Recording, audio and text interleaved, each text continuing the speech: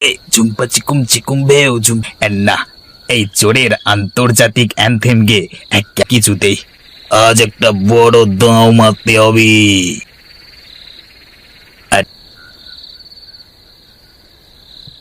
হ্যাঁ যাই।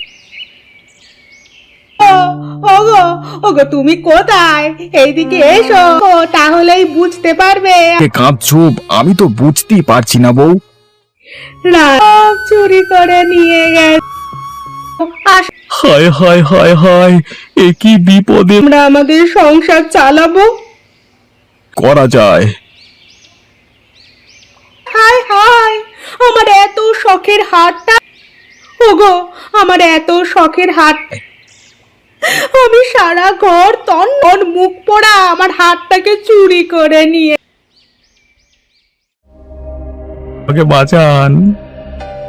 আচ্ছা আমি চলে গেছি। মোড়ল বাড়িতে চুরি? আমার এলাকায় কি চোরেদের অভিভাবক? তাই তো আমরা বিপদে পড়ে আপনার 1,00,000 টাকা দিয়ে পুরস্কৃত করব।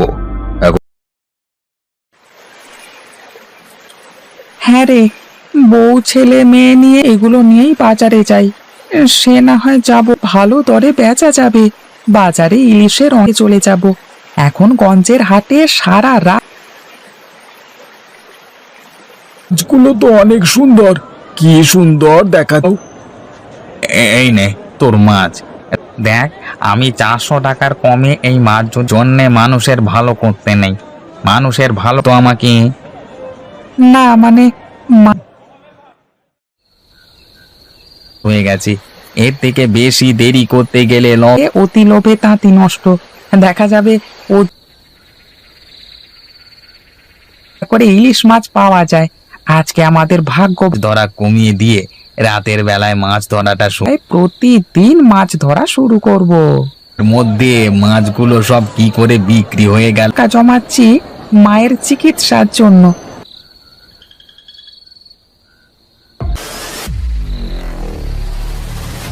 রেখেছিল আপনাকে অনেক তুই এই টাকা দিয়ে তোর মায়ের অপারেশন।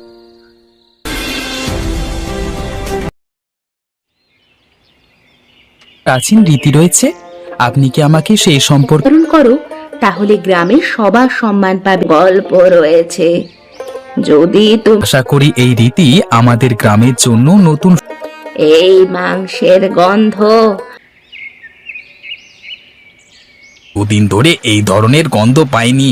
আমাদের কিছু নিয়ে আসবে, আমাদের একসাথে সবার। তুমি ভালোভাবেই প্রস্তুতি নিয়েছো। মাছ কত সুন্দর এবং সুগন্ধযুক্ত মাংস। এতে আমাদের ভালো কিছু হবে। এ তো আমাদের জন্য একটি নতুন অভিজ্ঞতা। গুলো গ্রামের জন্য একটি নতুন সাফল্য নিয়ে এসেছে। যোগ্য এই সফলতা আমাদের গ্রামে। এই মাধব আমাদের জন্য নতুন কিছু এনেছে। সমৃদ্ধি উপচে পড়ে। ওরা আমাদের বলছে মাধবের সফলতা আমাদের শিল্প সংস্কৃতির একটি গুরুত্বপূর্ণ। আমরা একসাথে আরো ভালো কিছু করবার চেষ্টা তো খুলেছে। আমরা এখন নতুন আশা এবং এই আনন্দের দিনটি স্মরণীয় হয়ে ঐতিহ্য আনবে। আমি উৎসবের জন্য কিছু বিশেষ করা প্রয়োজন।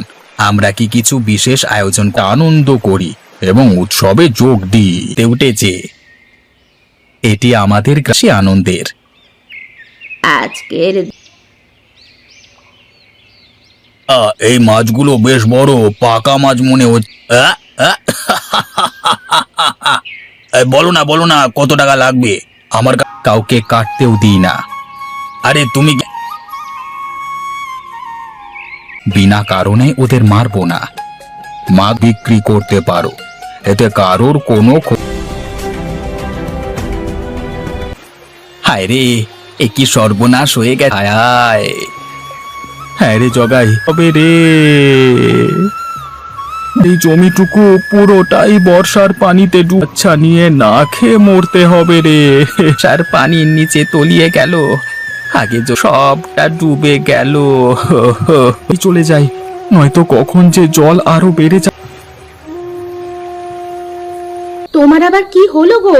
খেতে বসে বসে কি খাবারটা মজাই হয়েছে, কিন্তু আমার গলারে আমার জমিটার কথা বলছি গিন্নি। ওই জমিতে তো আর কাজ করতে পারবো না, চলে যাবে। অন্য কাজ খুঁজতে বলছি। কি করে দেবে? এত করে যখন তুমি ঠিক কথাই বলেছ, কালকের বিষয় নিয়ে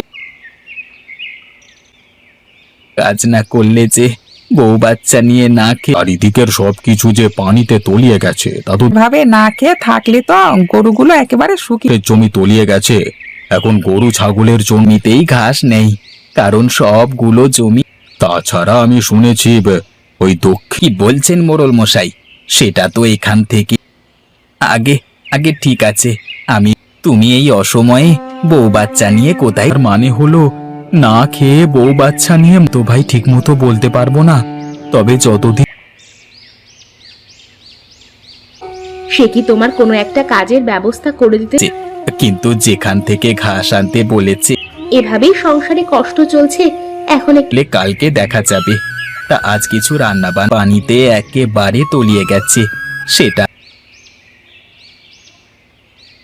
আমার জমিটা তো পুরোটাই একেবারে, সেখানে আবার কিভাবে চাষবাস শুরু?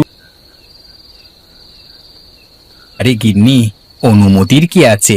যা আগে। হ্যাঁ গিন্নি, সেই ঘাস আমাকে। গুলো কেটে কেটে তুলে নিয়ে আসো, তাহলে তুমি ঘাস। আরে তাই তো গিন্নি, তুমি তো দানা কেটে সেগুলো মোড়ল মশাইয়ের খামারে দি।